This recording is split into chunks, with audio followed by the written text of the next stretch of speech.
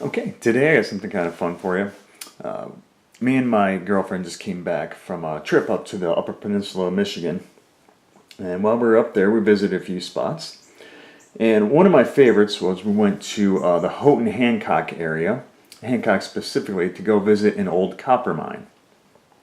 Now, there's a reason for this. My relatives, my mom's side from back in the day, were from Cornwall, which is known for their miners. So they immigrated to the United States to go work this mine specifically. And so that's how my family came to Michigan, again on my mom's side.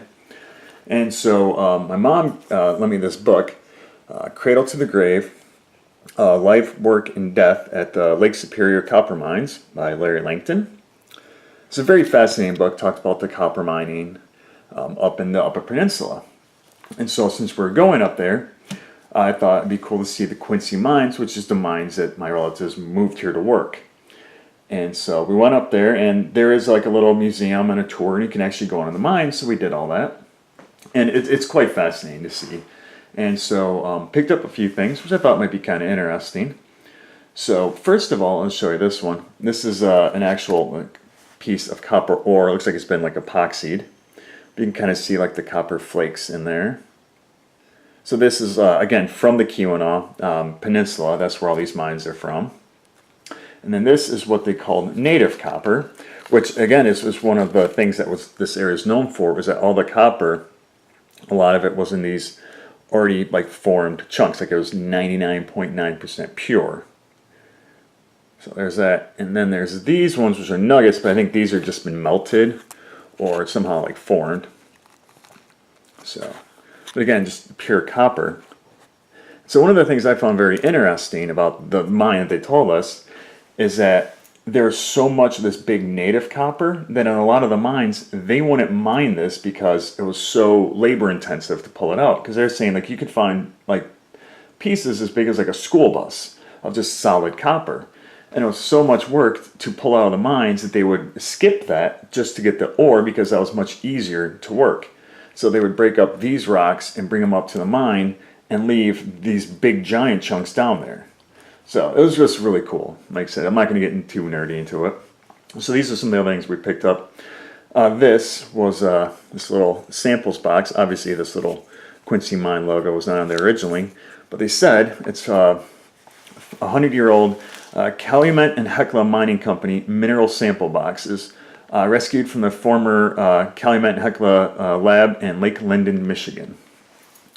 And so these are the little things that would have little samples of, which of course I had to, since I was there, get a little piece of rock from the Quincy Mine when we were down there, because I actually did do a demonstration, and we were able to go into some of the old mines to go see where they mined the copper. So there's that little guy.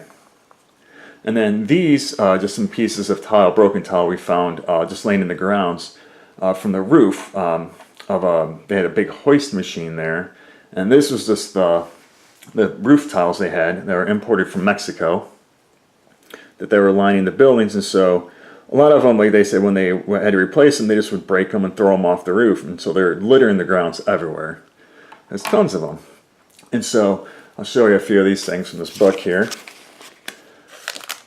So this is the actual picture of how they used to mine the copper down there. And this is from the Quincy Mine. So you can see like the one guy holding the chisel and the two guys sledgehammering to break off the rocks. So I said that was pretty cool. And they did do kind of a little, they didn't like break anything, but they did show their demonstration. And then this was like a picture of an early hoist, like the guys would stand on these little platforms and they'd hoist them up and down. Let's get into the mines. And then this is that, let's see here, the Norberg cross-compound condensing 4-cylinder hoisting engine that would hoist the people to the final depth was about 9,000 feet. So these things went down quite significantly. So we went and actually saw this machine, toured all around it, and it's steam powered. And so these pieces here were the things that were on that roof of that building. So I thought that was kind of cool. So yeah, so basically just, again, just some samples, and this was the mine, and so the ore, the native copper, and then a couple other little copper chunks. And while we were up there in the UP, we found this plate in an antique store. It's copper country, Michigan's Upper Peninsula. So you can see the Keweenaw here. So we had the Michigan School of Mining and Technology, which is now Michigan Tech.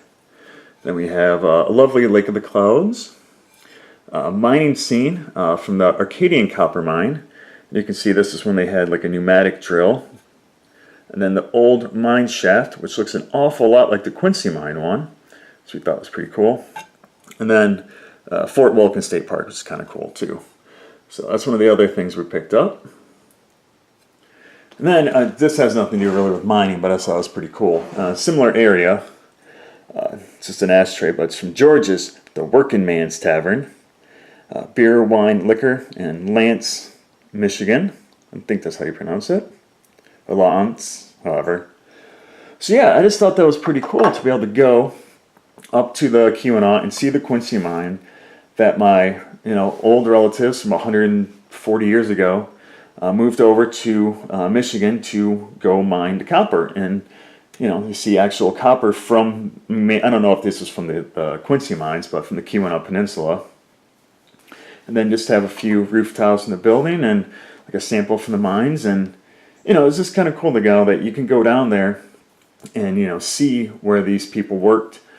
You can see like the shafts and everything, and how they transport them down, like on those on these like little slides and stuff. And it was just fascinating. So if you're ever up in the Keweenaw Peninsula and are looking for an interesting like 2 or 3 hours, I would say like the Quincy Mine is fantastic. And I also show you this too. I had to, but I got a lovely T-shirt too. So it's the Quincy Hancock, and we got the Quincy Mine Hoist Association. So yeah, so it's kind of an interesting thing, but just thought it'd be kind of cool to show like some of the old mining things and samples and some little novelty items from the Quincy Mine in Hancock, Michigan. So that's it. Thanks. Bye.